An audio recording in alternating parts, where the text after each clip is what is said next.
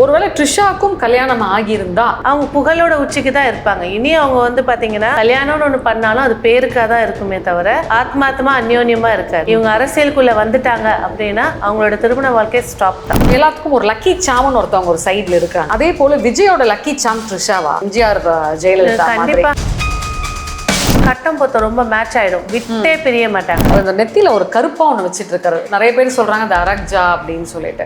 ஆக்சுவலா அந்த மாதிரி ஒரு பொட்டுக்கு ரகசியம் என்ன? இது ஆன்மீகம் சார்ந்ததா இருக்காது, தாந்திரிகம் சார்ந்ததா தான் இருக்கும். அவரோட கையில வந்து பாத்தீங்கன்னா ரெட் கலர் பயங்கர பிளட் ரெட் கலர்ல ஒரு கயிறு கட்டி இருக்காரு. அது என்ன கயிறு? ஏதாவது ஒரு பகவதி அம்மன், சோட்டா, ஒரு ரோமன் கேத்தலிக், ஒரு கிறிஸ்டியன், அவருக்கு எங்க மேம் எல்லா தெய்வம்லாம் வருது? டெவில் சர்ச்னு ஒன்று இருக்கு தெரியுமா? அப்படியா? தாந்திரிகம் மாந்திரிகம் அவங்க முறைப்படியான மாந்திரிகங்கள் எல்லா விஷயங்களும் அங்கே நடக்கும். மேபி அங்கே போய் கூட அவர் வந்து அவரோட சக்ஸஸ்க்காக அந்த ரெட் கலர் கயிறு கையில் கட்டியிருக்கும். இப்போ சீமான் எடுத்துக்கிட்டிங்கன்னா அவர் கூட பயங்கரமாலாம் பேசுவார், பயங்கர புரட்சித்தனமாலாம் பண்ணிட்டு இருப்பார். ஆனால் அவரால் ஒன்றும் அரசியல்ல ஜாதக கட்டம் பர்த் டைமோ டேட் ஆஃப் பர்த் கரெக்டா இருக்கா, கூட்டி பார்த்தா நீ அரசியல்ல ஜெயிப்பன்னு இருக்கா, ஜெயிப்ப இல்லைன்னா என்ன நீ குட்டி கண்ண போட்டாலும் ஜெயிக்க முடியாது. இப்போ விஜயகாந்த் எடுத்துக்கிட்டிங்கன்னா அவருக்கு பயங்கர சினிமாவில் கிரேஸ் இருக்கும், பொலிட்டிக்கலாகவும் வந்து அவருக்கு நல்ல ஒரு இது இருந்தது. ஆனால் அவரால் செய்ய முடியாதது கூட விஜய் செஞ்சுட்டார். ஏன்னா விஜயகாந்த் சார் வந்து நீங்க எடுத்துக்கிட்டீங்கன்னா அவர் துலா ராசி சுவாதி நட்சத்திரம். எக்ஸாக்டா அவர் ஹாரோஸ்கோப்ல ராகு நிற்கும் போது பஞ்சாயத்துக்களாகி உட்கார விடாம வெளியில வந்துட்டார் ராஜினாமா பண்ணி. அதே போலதான் இப்ப விஜய் ஹாரோஸ்கோப் வந்து பாத்தீங்கன்னா அவர் வந்து பூச நட்சத்திரம், கடக ராசி. இப்ப ஜூன்ல இருந்து குரு வந்து கடகத்துக்குள்ள வர போறாரு. வெறும் ஹிட். அவரை பத்தின விஷயங்கள் எல்லாமே எதெல்லாம் நெகட்டிவா இருந்துச்சோ அதை பாசிட்டிவா ஏற்படுத்தி கொடுக்கும். ஆனா இன்னொரு சைன் என்னன்னா குருவுக்கு கடகராசிக்கு 8ல ராகு இருக்கு. இப்படி ஹைல இருந்ததை கூட டவுன்ல தூக்கி விட்டுரும். அவரால் வந்து ஆட்சி 5 வருஷம் தக்க வச்சுக்க முடியாது. அதுக்கு ஜாதகம் சப்போர்ட்டா இல்லையா? இந்த 5 வருஷம் தொடர்றதுக்கான வாய்ப்புகள்ல நிறைய கண்டங்கள் தடைகள் இருக்கு. எப்படா வாய புடுங்கலான்னு சொல்லி 2ல சர்பம் கேது உட்கார்ந்து பேச்சினால மாட்டக்கூடிய வாய்ப்புகள் நிறைய. ஆட்சிக்கு வந்த உடனே பண்டிட்டை வந்து ஒரு பொசிஷன்ல உட்கார வச்சு அதுவும் பறி போயிடுச்சு. ஆக்சுவலா அந்த அளவுக்கு அவருக்கு இம்பார்ட்டன்ஸ் கொடுத்திருக்காருன்னா அவர் அதுக்கேற்ற மாதிரி ப்ரெடிக்டும் பண்ணிருக்காரு. எந்த நாட்டை ஆண்டாலும் கூட ராஜகுருவாக ஒரு ஜோதிடர் இல்லைன்னா கொடியை பிடிக்க முடியாது. புரட்சி தலைவர் ஐயாவும் சரி, அவர்கிட்ட இருந்த ஜோதிடரும் சரி, வெளி உலகத்துல அவர் பிரபலம் இல்லை. ஆனா அவர் சொன்ன வாக்குறுதி எல்லாம் எம்ஜிஆர் சாருக்கு பழிச்சிச்சு. அதனால அவரை கூடவே வச்சிருந்தா அவருக்கும் நல்லது செஞ்சுட்டு தான் அவர் போனார். டிசம்பருக்கு மேல இருந்து தான் பிரச்சனைகள் தொடங்க ஆரம்பிக்கும். ஏன்னா கடகராசிக்குள்ள கேது பகவான் உள்ள போறாரு. இது வரைக்கும் அவர் கோப முகத்தை எந்த சேனல்லையும் காட்டல, இனிமேல் காட்டுறதுக்கு வாய்ப்பும் ஏற்படுத்தி கொடுக்கலாம். 2026 டிசம்பர் 6 கேது பகவான் கடகத்துக்குள்ள போறாரு. பூசத்தை டச் பண்ணும் போது அந்த காலகட்டம் கேர்ஃபுல்லா இருந்துட்டாருன்னா 5 வருஷம் தொடர்ந்து செய்வார். இல்லைன்னா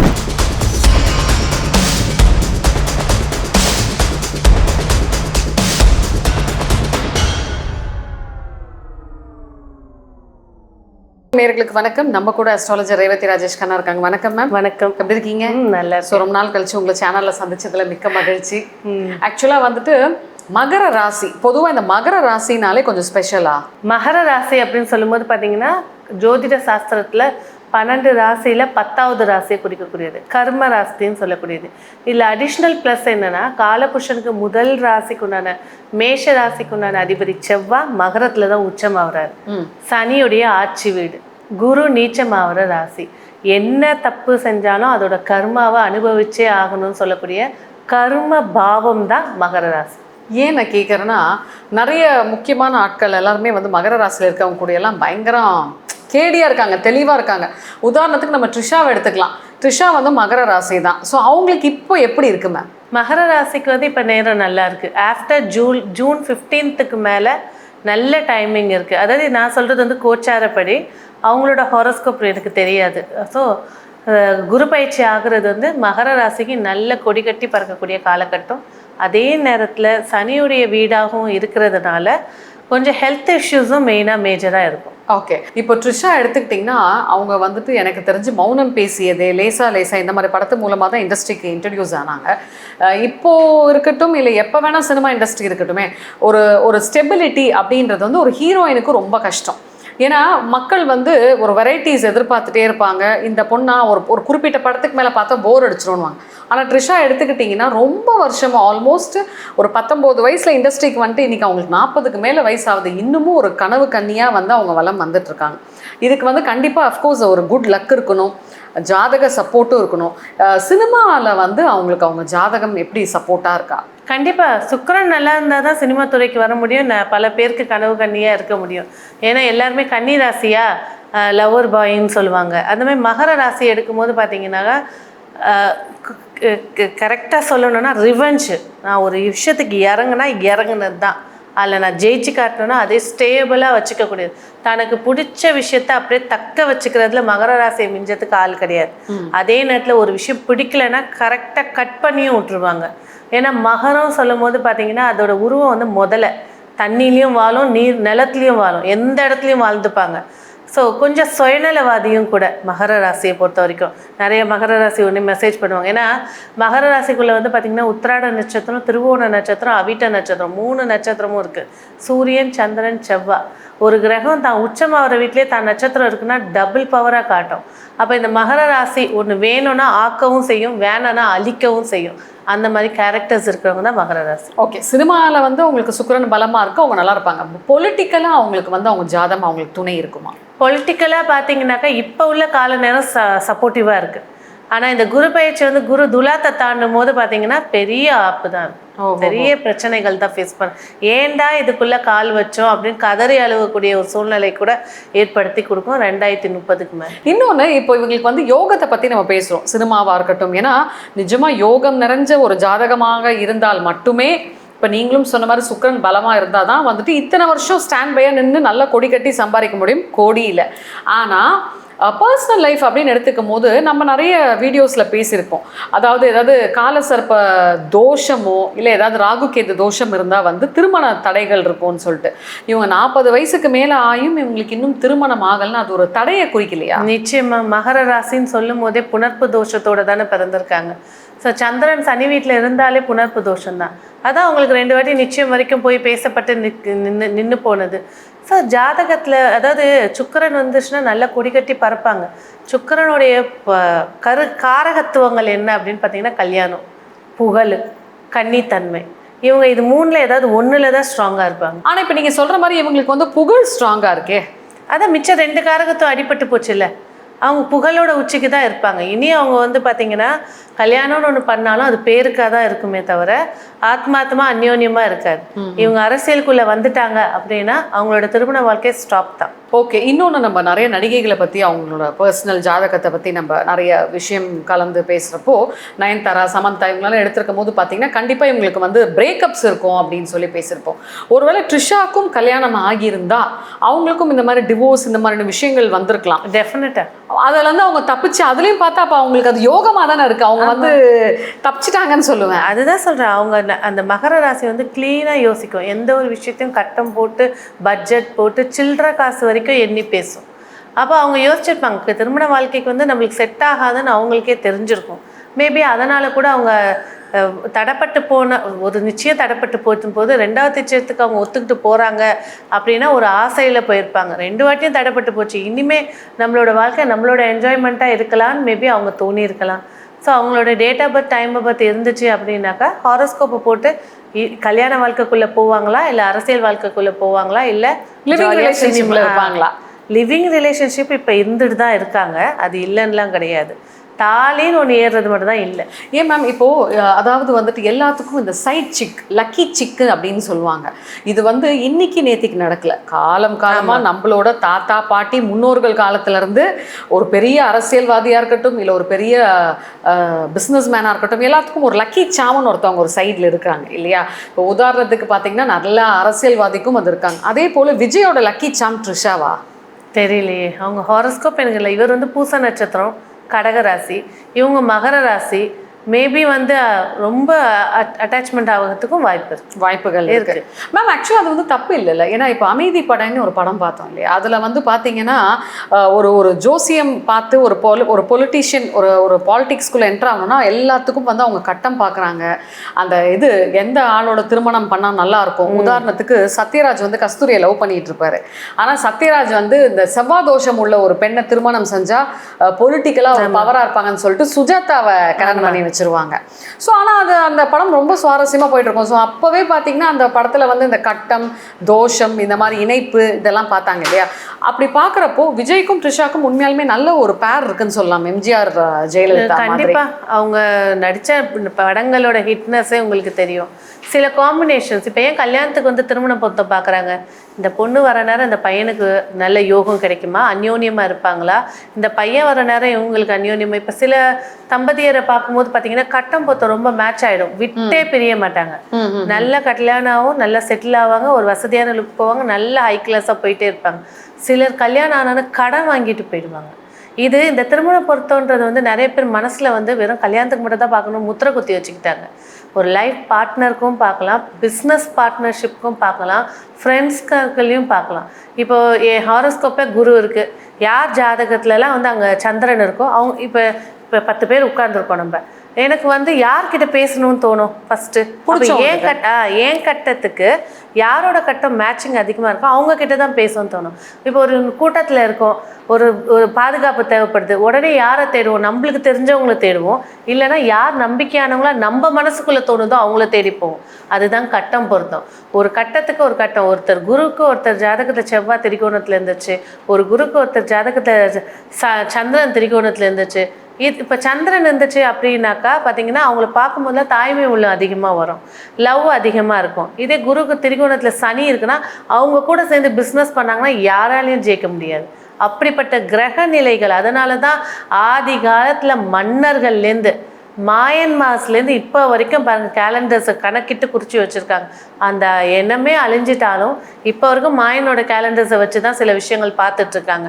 எல்லா இடத்துலையுமே மறைமுகமான சூட்சம வெற்றி ஒன்று இருக்குன்னா அவங்களோட ஜாதகப்படி உண்டான கிரகத்தை டச் பண்ணாதான். அப்போ விஜய் த்ரிஷாவோட பேர் வந்து பொலிட்டிக்கலாக மேபி சூப்பராக இருந்திருக்கலாம். ஓகே. இப்போ இன்னொரு விஷயம் மேம், இப்போ ரீசெண்டாக அவரோட நிறைய வீடியோஸாக இருக்கட்டும், நிறைய அவர் இந்த நெத்தியில் ஒரு கருப்பாக ஒன்று வச்சுட்டு இருக்காரு. நிறைய பேர் சொல்கிறாங்க அது அரக்ஜா அப்படின்னு சொல்லிட்டு. ஆக்சுவலாக அந்த மாதிரி ஒரு பொட்டுக்கு ரகசியம் என்ன? கண்டிப்பாக திலகம் இடுதல் அப்படின்னு எடுக்கும்போது பார்த்தீங்கன்னா ஒரு பொண்ணு கல்யாணம் ஆகிட்டா குங்குமம் எடுத்துக்கிறா எனர்ஜி கிடைக்கிறதுக்கு. அதே போல் ஒரு ஆண் வந்து பார்த்திங்கன்னா திருநூறு வச்சுப்பாங்க, சந்தனம் வச்சுப்பாங்க. ஆன்மீகத்தில் இருக்கிறவங்க நிறைய வண்ணங்கள் போட்டிருப்பாங்க, திருநூறை நல்ல பட்டையாக போட்டிருப்பாங்க. ஸோ ஒரு சில அரோமாஸ் சக்ஸஸை கொடுக்கும். சிலர் எதுவுமே பூச மாட்டாங்க, ஆனால் எல்லா இடத்துலையும் சூப்பராக சக்ஸஸாக இருப்பாங்க. அது என்ன காரணம்னா லக்னம் அப்படின்றது தலை. இந்த லக்னத்தில் இப்போ சனி இருக்குன்னா திருநூறு பூசுவாங்க, சூரியன் இருக்குன்னா திருநூறு பூசுவாங்க, குரு சுக்கிரன் இருக்குன்னா குங்குமம் பூசுவாங்க, சந்தனம் பூசுவாங்க. இப்போ அவர் வந்து அந்த கருப்பு கலரில் பூசுறாரு அப்படின்னா இப்போ எவ்வளோ வகையான மைகள் வந்துருச்சு. அரகஜா, கோரோஜகம், கருமஞ்சள். எஸ், கோரோஜகம், கருமஞ்சள் இதெல்லாம் மிக்ஸ் பண்ணி.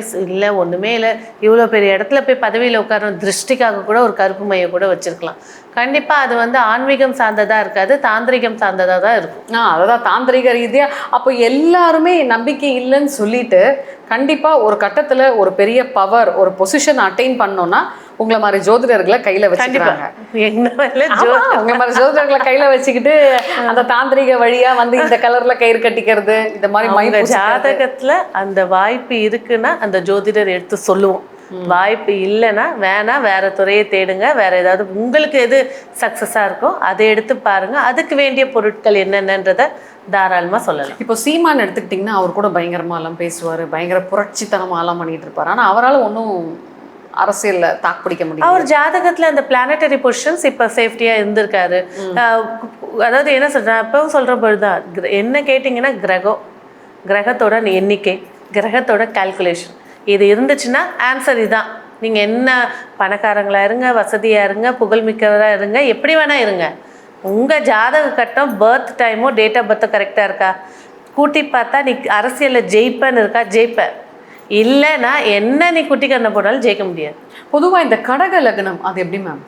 கடக லக்னம் எமோஷ்னல் பீப்புள்ஸ், அவங்கள ஈஸியாக பிளாக் பண்ணிடலாம். எமோஷ்னல் தான். அவங்களுக்கு சந்தோஷம் வந்தாலும் ரொம்ப கத்தி சிரிப்பாங்க, துக்கம் வந்தாலும் ஊரை கூட்டி அழுவாங்க. எமோஷ்னலாக ஏதாவது ஒரு விஷயத்த மனசுக்குள்ளே வச்சு வச்சு வச்சு வச்சு யோசிச்சுக்கிட்டே இருப்பாங்க. அதே நேரத்தில் அந்த கடக லக்னத்தில் ராகு இருந்துச்சுன்னா சைக்கோத்திக்காக இருப்பாங்க. இப்போ எப்படி சொல்லலாம், இப்போ இந்த எஸ்ஜே சூர்யா சார் நடித்தார் ஒரு படம் ஸ்பைடர். அதில் அந்த குழந்தை வந்து இறந்தவங்களுக்கு அழுகுறதை பார்த்து சிரிக்கும், அழுகுற மாதிரியே சிரிக்கும். அந்த சின்ன குழந்தை வயசில் அந்த எமோஷ்னல் ஒரு பிளாக் பார்க்க ரசிக்குதுன்னா அது கடக லக்னம் இல்லை கடகராசியாக தான் இருக்கும். அடுத்தவங்களுடைய ஒரு சிலர் அடுத்தவருடைய சந்தோஷத்தை கூட ரசிப்பாங்க அந்த ஜாதகத்தில் இருக்கிற கிரக நிலையை பொறுத்து. இதே சனியோ கேதுவோ ராகுவோ இருந்துருச்சு, 6ஆம் அதிபதி 8ஆம் அதிபதி உட்காந்துச்சுன்னா அடுத்தவங்களோட துக்கம் தான் இவங்களோட சிரிப்பா இருக்கு. மேம், இந்த பொட்டு பின்னாடி இருக்கிற தாந்திரிக ரகசியங்கள்லாம் நீங்க பொதுவா சொன்னீங்க. அதே மாதிரி இப்போ அவரோட கையில வந்து பாத்தீங்கன்னா ரெட் கலர், பயங்கர பிளட் ரெட் கலர்ல ஒரு கயிறு கட்டியிருக்காரு. அது என்ன கயிறு? கயிறு வந்து பாத்தீங்கன்னாக்கா எல்லை தெய்வத்தை, ஏதாவது ஒரு பகவதி அம்மன், சோட்டா, ஒரு ரோமன் கேத்தலிக், ஒரு கிறிஸ்டின், அவருக்கு எங்க மேம் எல்லா தெய்வம்லாம் வருது? நீங்க இப்போ ஒரு கிறிஸ்டின் வச்சுக்கோங்களேன், சர்ச்சை பத்தி உங்களுக்கு தெரியும். டெவில் சர்ச்னு ஒன்று இருக்கு தெரியுமா? அப்படியா? ஆமா, டெவில் சர்ச்சுன்னு இருக்கிறதுல வந்து அங்கே வந்து தாந்திரிக பூஜைகள்லாம் நிறைய நடக்கும். இது என்ன எனக்கே தெரியல இத்தனை நாள். ஆமாம், டெவில் சர்ச்சுன்னு ஒன்று இருக்குது. அதனால் வெளியில் அவ்வளோ தூரம் பேச மாட்டாங்க அந்த சர்ச்சை பற்றி. ஸோ அந்த மாதிரி ஒரு பகுதி இருக்குது. அங்கே வந்து நிறைய தாந்திரிகம், மாந்திரிகம், அவங்க முறைப்படியான மாந்திரிகங்கள் எல்லா விஷயங்களும் அங்கே நடக்கும். மேபி அங்கே போய் கூட அவர் வந்து அவரோட சக்ஸஸ்க்காக அந்த ரெட் கலர் கயிறு கையில் கட்டியிருக்கலாம். இல்லை, இப்போ ரீசெண்டாக த்ரிஷா கூட திருவண்ணாமலை போயிட்டு வந்தாங்க இல்லையா, அவரோட அந்த கோவில் கயிறா இருக்குமோ? கோவில் கயிறு வந்து பார்த்தீங்கன்னாக்கா திருவண்ணாமலையில் கருப்பு, பச்சை, மஞ்சள் தான் இருக்கும். அம்பாள் கோவிலில் மட்டும்தான் சிகப்பு இருக்கும். உக்கிரமான தெய்வங்கள் கோவிலில் மட்டும்தான் சிவப்பு இருக்கும். சாந்தமான கோவில்கள் கயிறு வந்து பார்த்திங்கன்னா பச்சை கலர். குபேரன்னா பச்சை, லக்ஷ்மின்னா பச்சை, கருப்பு, முனி காவல் தெய்வங்கள் எல்லாம் கருப்பு, சிவன் கும்புற எல்லாம் கருப்பு தான். அப்போ சில இடத்துல வந்து பார்த்திங்கன்னா இப்போ ஒரு நார்மலாக ஒரு முனீஸ்வரர் கும்பிட்றாங்கன்னா அவங்ககிட்ட கேட்பாங்க, உங்கள் இதில் கருப்பு இருக்கா சிவப்பு இருக்கான்னு கேட்பாங்க. இந்த 2 வண்ணத்தில் ஒன்று தான் யூஸ் பண்ணுவாங்க. சிலர் சிவப்பு மட்டும் தாங்க, எங்களுக்கு கருப்பு கிடையாதுன்னுவாங்க. சிலர் எங்களுக்கு கருப்பு மட்டும் தான் சிவப்பு கிடையாதுன்னு. அப்போ கருப்பு புடவைலாம் அவங்க கட்டலாம். அவங்க இதில் காட்டேரி கும்பிட்றவங்க கருப்பு வெள்ளை தான் அதிகமாக யூஸ் பண்ணுவாங்க. ஸோ அதே போல் அந்த டெவில் சர்ச்சோட வழிபாடு முறைகள் மேபி ஏதேனும் கயிறு கட்டுறதுன்றது வந்து வெறும் இந்து சாஸ்திரம் மட்டும் கிடையாது. எனர்ஜெட்டிக் எல்லாத்துக்குமே கயிறு கட்டுறது தான். அந்த மணிக்கட்டு துடித்து கொண்டு இருக்கக்கூடிய அந்த உயிர் நாடியில் மணிக்கட்டில் எந்த மாதிரி விஷயங்கள் கட்டணும். இப்போ நீங்கள் நார்மலாக ஒரு ஏஞ்சல் ரீடர்ஸ் எடுத்தீங்கன்னு வச்சுக்கோங்களேன், இந்த இடத்துல தான் இந்த நம்பர் போடணும், இந்த இடத்துல தான் இந்த சிம்பிள் போடணும். ஏன்னா ஒரு நாளைக்கு 72,000 துடிப்பு துடிக்குது, அப்படி நாடி துடிக்குது அப்படின்னா அந்த துடிப்புக்கு ஏற்றபடி அந்த சிம்பிள் வந்து இயங்கிட்டே இருக்கும். அதுக்கேற்றபடி தான் கயிறுகள் கட்டுறதும். மேம், இப்போ இன்னொன்று எடுத்துக்கிட்டோம் அப்படின்னு பார்த்தீங்கன்னா, அதாவது வந்து எப்படி சொல்கிறது, கலர்ஸாக இருக்கட்டுமே, எல்லாத்துலேயுமே வந்து எல்லாருமே ஒவ்வொரு கட்சிக்காரங்களும் ஒவ்வொரு இம்பார்ட்டன்ஸ் கொடுக்குறாங்க. இப்போது விஜயகாந்த் எடுத்துக்கிட்டிங்கன்னா அவருக்கு பயங்கர சினிமாவில் க்ரேஸ் இருக்கும், பொலிட்டிக்கலாகவும் வந்து அவருக்கு நல்ல ஒரு இது இருந்தது. பட் ஆனால் அவரால் செய்ய முடியாதது கூட விஜய் செஞ்சுட்டார். ஏன்னா என்னை பொறுத்த வரைக்கும் எல்லாருமே ஒரு ஆச்சரியக்குறி. ஒரு டெபாசிட் வாங்க மாட்டார், இவருக்கு ஒன்றுமே நிற்காதுன்னு சொன்னவங்கலாம் கூட வந்துட்டு வாய் ஆட்டு ஷாக் ஆகிட்டாங்க. இவர் டைரக்ட் சிஎம்ல வந்து உட்காந்துட்டார். அந்த அளவுக்கு இவருக்கு வந்து ஜாதகம் வந்து சப்போர்ட்டிவாக இருக்கா? கண்டிப்பாக. ஏன்னா விஜயகாந்த் சார் வந்து நீங்கள் எடுத்துக்கிட்டிங்கன்னா துலா ராசி சுவாதி நட்சத்திரம். எக்ஸாக்டாக அவர் ஹாரோஸ்கோப்பில் ராகு நிற்கும் போது தான் அவர் போனார். எதிர்கட்சியாகவும் போனார். அதுலேருந்தும் பஞ்சாயத்துக்களாகி உட்கார விடாமல் வெளியில் வந்துட்டார் ராஜினாமா பண்ணி. அதே போல் தான் இப்போ விஜய் ஹாரோஸ்கோப் வந்து பார்த்திங்கன்னா அவர் வந்து பூச நட்சத்திரம், கடகராசி. இப்போ ஜூன்லேருந்து குரு வந்து கடகத்துக்குள்ளே வரப்போகிறார். வெறும் ஹிட்டு. அவரை பற்றின விஷயங்கள் எல்லாமே எதெல்லாம் நெகட்டிவாக இருந்துச்சோ அதை பாசிட்டிவாக ஏற்படுத்தி கொடுக்கும். ஆனால் இன்னொரு சைன் என்னென்னா, குருவுக்கு கடகராசிக்கு 8ல் ராகு இருக்குது. எல்லா போகங்களையும் கொடுக்கும், எல்லா அதிகார பதவிகளையும் கொடுக்கும், எல்லா விஷயத்தையும் கொடுக்கும். குரு ராகு 6 கெட்டா உட்காந்து சண்டால யோகம் இப்படி ஹையில் இருந்ததை கூட டவுனில் தூக்கி விட்டுரும்.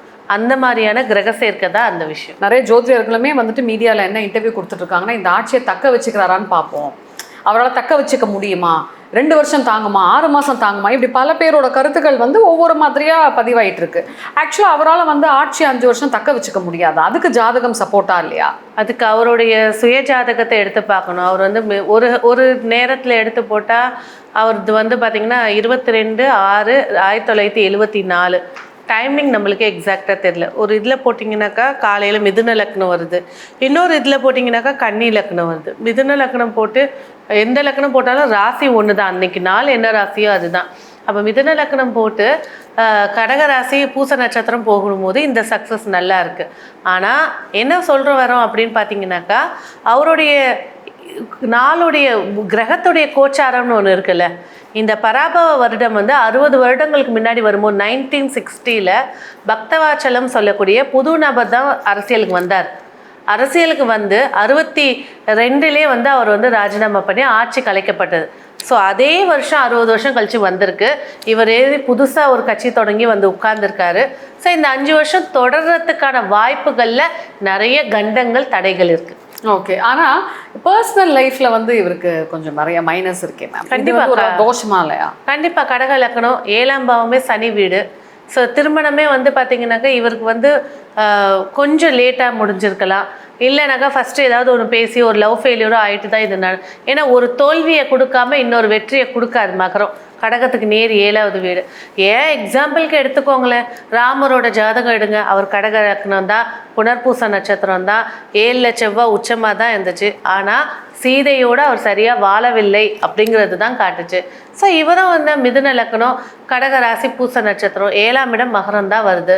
இவர் எவ்வளோ தான் வசதியாக இருந்தாலும் சரி, எவ்வளோ இதுவாக இருந்தாலும் சரி, ஆனால் இல்லற வாழ்க்கையுடைய சுகத்தை நீக்கிடுச்சு. அவரோட பேச்சில் கூட பார்த்தீங்கன்னா நிறைய அவமானங்கள்லாம் தாண்டி இன்னைக்கு நான் ஜெயிச்சிருக்கேன் அப்படின்ற மாதிரி சொன்னார். ஸோ அவர் வோட் ஆஃப் தேங்க்ஸும் கொடுத்துருப்பாரு.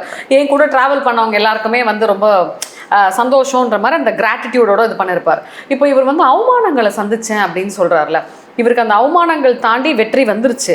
இது அப்படியே ஃபுல் ஸ்டாப் ஆகுமா, இல்லை இன்னும் இந்த அஷ்டமத்து சனி அந்த சனின்லாம் சொல்கிறீங்க இதெல்லாம் சேர்ந்து இன்னும் அவர் அசிங்கப்பட வைக்குமா? கண்டிப்பாக. லக்னத்தில் குரு இருக்கும்போது ராமனே அவ்வளோ அவமானங்கள், காட்டுக்கு போன மனைவியை கூட்டு போய் காட்டில் கர்ப்பிணி பெண்ணை விட்டு வந்தாங்க அப்படின்ற ஒரு வார்த்தை அவச்சொல் அவர் மேலே இருந்துச்சு. அதே போல தான் இவருக்கு இந்த காலகட்டம் இவர் செய்ய வந்த வாக்குறுதிகளை கரெக்டாக நிறைவேற்றிட்டு வந்தாலே போதும். அது இல்லாமல் 8ல் இருக்க ராகு ஒரு மைனஸை ஏற்படுத்தி கொடுத்துக்கிட்டே இருக்கும். எப்படா வாயை பிடுங்களான்னு சொல்லி 2ல் சர்பம் கேது உட்கார்ந்துருக்கு. ஒரு சில இடங்களில் திடீர்னு தானாக பேசுகிறேன் நானா, ஏன்னா ஒரு ஸ்கெட்ச் போட்டு வச்சுக்கிட்டு பேசாமல் இருந்து அவசர கொடுக்கையில பேச்சினால மாட்டக்கூடிய வாய்ப்புகள் நிறைய. உஷாரா இருக்கணும். Okay okay. ஏதாவது தப்பா ஏதாவது வாய் டக்குன்னு ஏதாவது விட்டுட்டா அது ஒரு ரிஸ்கா போயிடும் அப்படின்னு சொல்றாங்க இல்லையா? Okay okay ma'am. இதை தாண்டி இவருக்கு ஆப்பனன்ஸ்ன்னு யாராவது பொலிட்டிக்கலா இவருக்கு இருப்பாங்களா? கண்டிப்பா. இப்ப நிறைய பேரை நீங்க பார்க்கலையா? ஆமா. இல்ல இது வந்து இவருக்கு அதுலயும் வந்து இவர் முறியடிச்சு ஆட்சியில வந்து நல்லா கெத்தா இருப்பாரா இல்ல எப்படி? நல்ல ஆட்சியை ஏற்படுத்தி கொடுப்பாரு, அதுல எந்த ஒரு பிரச்சனையும் இல்லை. ஆனா அது நீடிக்குமா, அது மட்டும்தான் கொஸ்டின். இவர் பிரச்சாரம் பண்ணுறப்போவா இருக்கட்டும், நிறைய இடத்துல இவரோட காரில் வந்து ஜோதிடரோடைய தான் போயிட்டு இருந்தார். நிறைய வீடியோஸ் வந்து நம்ம பார்த்துருப்போம். அப்படி இருக்கும்போது வந்து இப்போ அவர் அந்த ஆட்சிக்கு வந்த உடனே அந்த பண்டிட்டை வந்து ஒரு பொசிஷனில் உட்கார வச்சு அதுவும் பறி போயிடுச்சு. ஆக்சுவலாக அந்த அளவுக்கு அவருக்கு இம்பார்ட்டன்ஸ் கொடுத்துருக்காருன்னா அவர் அதுக்கேற்ற மாதிரி ப்ரெடிக்டும் பண்ணியிருக்காரு. அவர் எப்படி இந்த மாதிரி துல்லியமாக உங்களை மாதிரி ஜோதிடர்கள் ப்ரெடிக்ட் பண்ணுறீங்க நீங்கள் ஜெயிப்பீங்கன்னு? நான் தான் சொல்கிறேன். இப்போ நீங்கள் 3ஆவது கிளாஸ்க்குள்ளே போகிறீங்க, பசங்க எல்லாம் மேக்ஸ் போடுதுங்க. நீங்கள் 2+2 சொல்லும்போது எல்லா பசங்களும் 4 தானே எழுதும். ஏன்னா 2 கூட்டினா கால்குலேட் தான். அவர் மட்டும்தான் அந்த அஸ்ட்ராலஜியை சொல்ல முடியும்னு கிடையாது, எல்லாராலையும் சொல்ல முடியும். ஆனால் விஜயோடைய ஜாதகத்துக்கு இவருடைய ஹாரோஸ்கோப் மேட்ச் ஆனதுனால இவர் சொல்ல அவர் ரசிக்கும்படி அமைஞ்சிருச்சு, அவ்வளோதானே தவிர வேற அஸ்ட்ராலஜர் கூப்பிட்ட எந்த நாட்டை ஆண்டாலும் கூட ராஜகுருவாக ஒரு ஜோதிடர் இல்லைன்னா கொடியை பிடிக்க முடியாது. இன்னொன்று வாக்குப்பளித்தல் அப்படின்னு சொல்லுவாங்க. இது எல்லாருக்குமே அமையுமான்னு தெரியாது. இப்போ ஒரு ஜோதிடர் சொல்லக்கூடிய வாக்கு ஒருத்தருக்கு பலிக்கும், அதே ஜோதிடர் இன்னொருத்தருக்கு சொல்லும் போது பலிக்காது. ஸோ அந்த வாக்கு பலிக்கிறது கூட வந்து பார்க்குறவங்களுக்கும் சரி அதை சொல்லக்கூடிய அந்த நபருக்கும் சரி அந்த ஜாதக ரீதியான கனெக்ட் இருக்கணுமா? கண்டிப்பாக 100% இருக்கணும். ஏன்னா சிலர் வந்து பார்த்தீங்கன்னாக்கா சிலர் நல்ல பிரபலமாக இருப்பாங்க, நிறைய பேருக்கு சொல்லி பழிச்சிருக்கோம், இவங்களை நம்பி வந்து உட்கார்ந்துருப்பாங்க, இவங்க சொன்னது பழிச்சிருக்காது. ஏன்னா அவங்களுக்கு உண்டான தெய்வீக்கியனா ஒரு ஜோதிடராக அவர் இல்லை, அவங்க கருமா அவ்வளோ ஸ்ட்ராங்காக இருக்குதுன்னு அர்த்தம். ஏன்னா நிறைய இடத்துல வந்து பார்த்தீங்கன்னாக்கா ஒரு விஷயத்த முடிச்சு தரேன்னு சொல்லி வெறும் கம்மி காசு வாங்குவாங்க, முடிச்சு கொடுத்துருவாங்க. ஆனால் அதே இதை நம்பி இன்னொரு 4 பேர் வரும்போது ஒருத்தருக்கு செட் ஆகாது. ஏன்னா அவரோட ஜாதகத்துக்கும் இவரோட ஜாதகத்துக்கும் ஏன்னா நாங்களும் பிறந்தது கிரகத்தை வச்சு தானே பிறந்திருக்கோம். இப்போ ஃபார் எக்ஸாம்பிள் நான் வந்து ஒரு மேஷ லக்னம்னு வச்சுக்கோங்களேன், ஒரு கும்ப லக்னக்காரன் வந்து உட்கார்ந்தா செட் ஆகாது. ஏன்னா எனக்கு அவர் பாதகம், நான் எது சொன்னாலும் அவருக்கும் பிடிக்காது. சரி எது இங்கே சொன்னாங்க நான் வந்து உட்கார்ந்தேங்க அப்படின்னு தான் அவர் சொல்லுவார். இதே வந்து ஒரு சிம்ம லக்னக்கார் உட்கார்ந்தாருமா, இங்கே போய் ஒரு விளக்கேற்றுங்க, சரியாக உங்கள் விநாயகருக்கு வழிபாடு பண்ணுங்க, சக்ஸஸ் ஆகிடுவார். ஏன்னா அவருக்கு நான் பூர்வ புண்ணிய ஸ்தானத்தில் இருக்கேன். இது கட்டம் தான் மெயினான விஷயம். ஒரு அஸ்ட்ராலஜி அதுக்கு தான் வந்து அந்த காலத்துலேருந்து பார்த்தீங்கன்னா குடும்ப ஜோதிடர் ஒருத்தர் இருந்துக்கிட்டே இருப்பாங்க. எல்லா அரசவையிலும் ராஜகுருன்னு ஒருத்தர் இருப்பார். ராஜகுருக்கு ஜோதிடமும் தெரியும், தாந்திரிகமும் தெரியும், மாந்திரிகமும் தெரியும், 64 கலையில் முக்கியமான கலைகள் எல்லாம் தெரியும். அவர் தான் 4 குறிச்சி எல்லாம் குறிச்சு கொடுப்பாரு, பூஜையை போய் வேற ஒருத்தர் பண்ணுவாங்க. அதே போல தான் சொல்கிறேன், ஒருத்தருக்கு ஒருத்தருடைய வாக்குப்பளிதம் இருந்தால் அவங்க எங்கேயோ போயிடுவாங்க. அந்த மாதிரி வகையில் தான் புரட்சி தலைவர் ஐயாவும் சரி, அவர்கிட்ட இந்த ஜோதிடரும் சரி, வெளி உலகத்தில் அவர் பிரபலம் இல்லை, ஆனால் அவர் சொன்ன வாக்குறுதி எல்லாம் எம்ஜிஆர் சாருக்கு பழிச்சிச்சு. அதனால் அவரை கூடவே வச்சுருந்து அவருக்கும் நல்லது செஞ்சுட்டு தான் அவர் போனார். இப்போ பொதுவாக வந்து பார்த்தீங்கன்னா விஜயகாந்த் அவர் இந்த மாதிரி ஒரு ஜோதிடரை வச்சு இந்த மாதிரி ஜெயிக்க முடியலன்றதை வந்து ப்ரெடிக்ட் பண்ணிருக்கலாம் இல்லையா? தாராளமாக பண்ணியிருக்கலாம். அவர் பண்ணாரா பண்ணலையா தெரியலீங்களே. பண்ணிருந்தா இப்போ வந்து அவருடைய மனைவி ஏறி உட்கார்லையா, ஒரு அஸ்ட்ராலஜர் உதவி இல்லாமல் உட்கார்ந்துருப்பாங்களா? ஓகே, இப்போ ஒரு பொலிட்டிக்கலாக ஒருத்தவங்க சக்ஸஸ் ஆகிறதுக்கு அவங்க ஜாதகத்தில் எந்தெந்த கட்டம் முக்கியம்? அரச ராசிகள் அப்படின்னா அரசாங்கத்தில் ஜெயிக்கிற ராசிகள் ஃபஸ்ட்டு மேஷம், கடகம், சிம்மம், தனுசு, கும்பம், மீனம், இந்த ராசிகள் ஜெயிக்கும். இதை லக்கணமாக இருந்தாலும் அரச வேலையில் தான் இருப்பாங்க. இது 10ஆம் பாவமாக வந்துச்சுன்னா அரசு தான் தொழிலே. அதே போல் ஒரு ஜாதகத்தில் 10ஆம் பாவத்தில் வந்து செவ்வாய், சூரியன், இந்த 2 தான் அரசாங்கத்தை சுட்டி காட்டக்கூடியது. இந்த 2 கிரகமும் பலமாக திக்பலமாகவோ இல்லைன்னா பலமாகவும் உட்கார்ந்துருச்சுனாக்கா ஏதாவது ஒரு வகையில் அரசியலுக்குள்ளே உட்காருவாங்க. ஒரு அரசனாகவே ஆகணும் அப்படின்னாக்கா லக்ன பாவமும் 2ஆம் பாவமும் 10ஆம் பாவமும் ரொம்ப முக்கியமானது. 1, 2, 5, 10 எல்லாத்தையும் ஜெயிச்சிடலாம். அதே போல் உபஜயஸ்தானங்கள் சொல்லக்கூடிய 3, 6, 10, 11 அந்த பாவ தொடர்பு ஒருத்தருக்கு நடந்திருக்கு. ஒரு சோம்பேறி போய் ஒரு குத்து சண்டையில் போகிறான், ஆனால் அவனுக்கு 3, 6, 10, 11 நடந்துச்சுன்னா ஜெயிப்பான்.